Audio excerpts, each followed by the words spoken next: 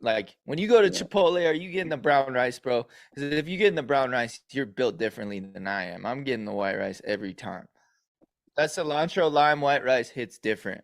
Why do you think one certain food gets demonized like that? Like something as simple as white rice or something as simple as white potatoes versus sweet potatoes or brown rice. Like, you know what I mean? Like, why do you think there's this huge debate over these very specific things that don't matter really that much in the grand scheme of things? I think what I've seen, especially when I was younger, was like the fitness and nutrition space used to be really, really dogmatic. And this was before like there were a lot of evidence-based people in the space to kind of like rectify things. So who already had like platforms at that time before social media, before all that, right? It was like people who wrote books, people who wrote articles.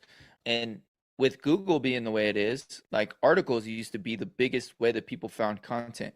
You can search right now, is white rice healthy for you? And you'll get the top articles will be like all these big companies that they pay other people to write these articles, and they're not really going to give you the science backed information. They're not really going to give you the PubMed articles on these things. They're not going to give you the context of whether, all of these foods in isolation. They're going to tell you whether in isolation these foods are better than these foods or what have you. And they're going to do what basically what YouTubers are doing now, which is like clickbait.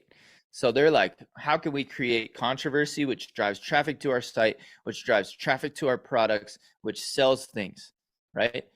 Saying eating this food in moderation is perfectly fine is just not as clickbaity. It's not as controversial. It's not going to get as many views and clicks and traffic to their products.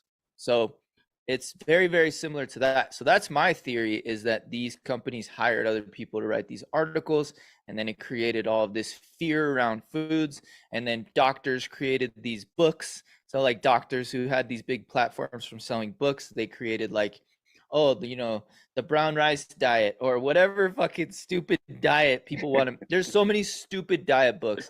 There's like the cabbage soup diet, the fucking, the potato only diet. It's like there's so many stupid diets out there. And it's all these doctors who wanted a cash grab, who could make these like diet books that people are like, oh my God, the starch solution. I'm gonna read that book and I'm gonna finally lose weight and get healthy.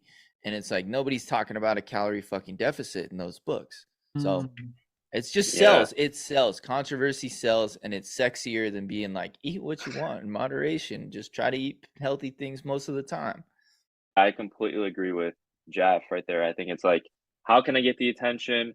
How can I make money from this attention? Like the real answer is just so simple that, it's like, how can I make this sound unique just to, like Jeff said, get kind of like a cash grab off it? I think this is just a very good example of the fitness industry, or a section of the fitness industry, doing what it does best, which is just running, as Jordan would say, running on a pendulum of extremes. Everything's always Yeah. got to be right or wrong, good or bad. And there's no middle ground of anything, or no context, which is, in fact, that's one of the most, that's the most important thing.